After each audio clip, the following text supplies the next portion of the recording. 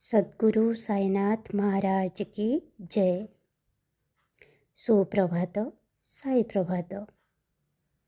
ବାବା କହୁଛନ୍ତି, ନିଜେ ଥରେ ଚିନ୍ତା କର, ଭାବ। ଗତ ବର୍ଷ ପର୍ଯ୍ୟନ୍ତ ତୁମେ ଛୋଟ ଛୋଟ କଥାରେ ରାଗି ଯାଉଥିଲ। ବହୁତ ଲୋକଙ୍କ ସହିତ ଠିକ୍ ଭାବରେ କଥା ହେଉନଥିଲ। ତୁମ ଭିତରେ ଧୈର୍ଯ୍ୟ ନଥିଲା। କିନ୍ତୁ ଏବେ ତୁମେ ନିଜକୁ ଥରେ ଦେଖ। ତୁମ ଭିତରେ କେତେ ସାରା ପରିବର୍ତ୍ତନ ଆସିଲାଣି। ତୁମ ଭିତରେ ପବିତ୍ରତା ଭରିଗଲାଣି। ତୁମେ ସବୁ କଥାରେ ରାଗୁନାହଁ।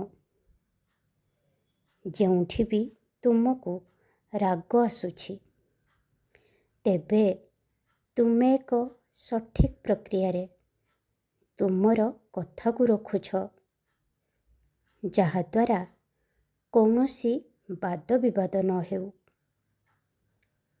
ତୁମର ଏହି ପରିବର୍ତ୍ତନ ତୁମକୁ ମୋ ପାଖକୁ ଆସିବା ପାଇଁ ସମ୍ଭବ ହୋଇଛି।